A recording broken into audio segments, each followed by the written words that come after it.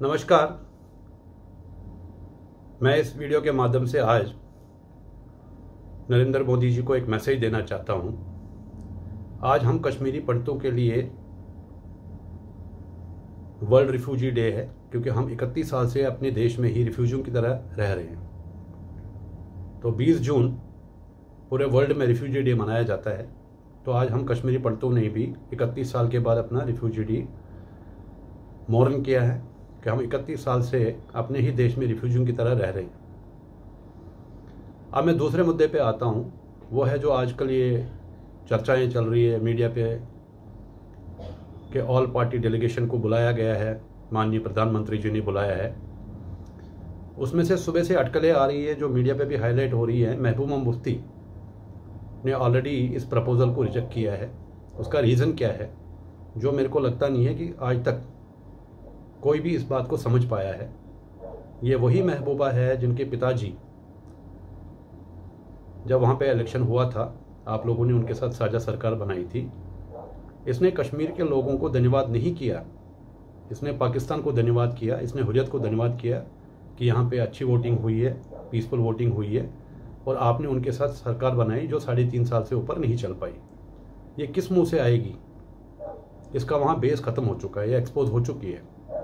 जिन लोगों ने इसको समर्थन दिया था वो लोग आज की डेट में बैकआउट कर चुके हैं। अब मैं मेन मुद्दे पे आता हूँ। वो है 1990 में जब वहाँ पे हम लोगों को मारा जा रहा था, यही डॉक्टर फारूक अब्दुल्ला जम्मू कश्मीर छोड़ के लंदन भाग गया था। सारी एडमिनिस्ट्रेशन कोलैप्स हो गई थी। और अगर आपको इसके बारे में जानना है तो हमारे जगमोहन जी ने एक बुक लिखी है, आप उसको पढ़िए। उस बुक का नाम है माई फ्रोजन ट्रबुलेंस इन कश्मीर। आपको ये पता चलेगा जो कश्मीर में मिलिटेंसी हुई उसकी बुनियाद किसने रखी है, JKLF का फाउंडर कौन था।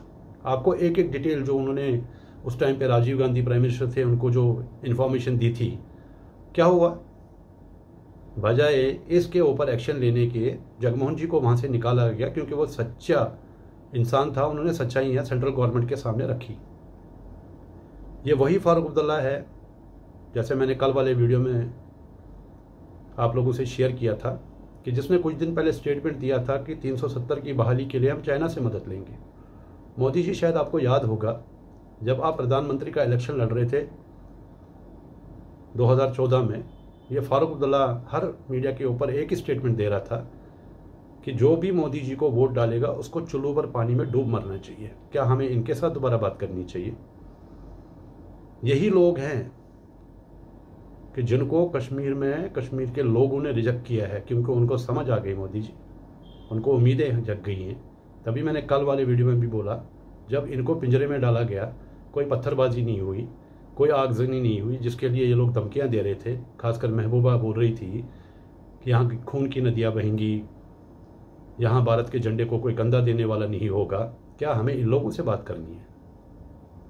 मुझे एक चीज़ और बताइए मोदी जी, मैं आपसे निवेदन कर रहा हूँ, मेरे को कोई हक नहीं, मैं एक समाज सेवी हूँ, मेरा जन्म वहाँ पे हुआ है, मैंने कश्मीर को बचपन से देखा है, मैं बड़ा हुआ हूँ, पला हूँ वहाँ पे।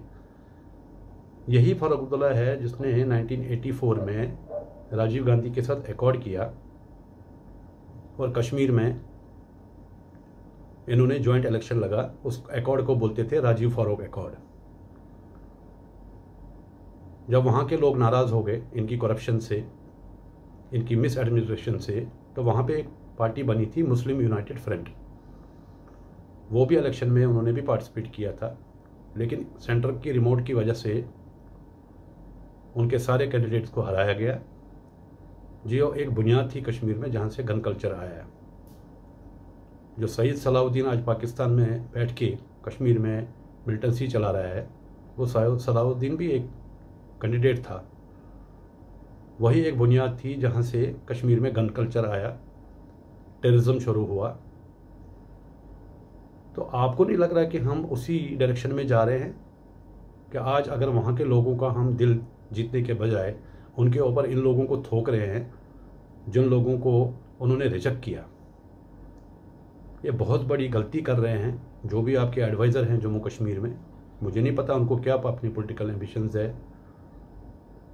कि वो आपको मिसलीड कर रहे हैं, मिसगाइड कर रहे हैं। आप कश्मीर से आपने पॉलिटिकल पार्टीज़ को बुलाया, जम्मू से कौन है?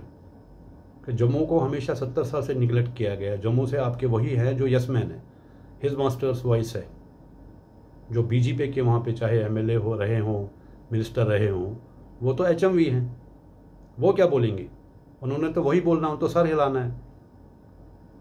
जो भी वहाँ पे सीनियर लीडर होंगे, इन्होंने उनके सामने सर हिलाना है। अब जम्मू की क्या रिप्रेजेंटेशन है? कौन है वहाँ से बोलने वाला कि जो सच्चाइयाँ आपके सामने रखे? तो इसलिए मैं आपसे निवेदन करता हूँ, मोदी जी, इस पर संज्ञान कीजिए। आप जम्मू के लोगों को इग्नोर कर रहे हैं। कश्मीरी पंडितों ने, जिन्होंने भारत का झंडा वहाँ पे ऊंचा रखा हमेशा, उसके पीछे उन्होंने कुर्बानियाँ दी, घर बार छोड़ दिए, अपनी मातृभूमि छोड़ दी, टेंटों में रहे और धीरे धीरे करके अपनी लाइफ खड़ा की वापस से। आज मुझे बताइए कि अगर कश्मीरी पंडित वहाँ पे नहीं जाएगा, हम वहाँ पे ये नहीं बोल रहे हैं कि आप कम्युनल लाइंस पे या रिलीजन के बेसिस पे कश्मीर के 2 टुकड़े कीजिए, लेकिन कश्मीरी पंडितों का कश्मीर है। हम अपना हिस्सा मांग रहे हैं, हम अपनी मातृभूमि, हमने अपनी ज़मीन, हम क्यों अलग रहना चाहते हैं?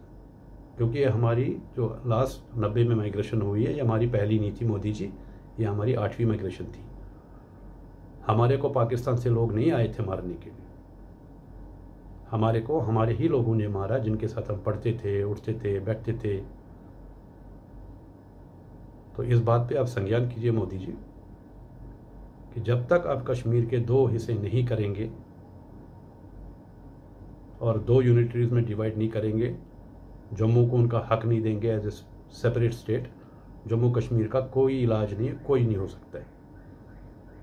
इससे ज़्यादा मैं कुछ नहीं कहना चाहूँगा।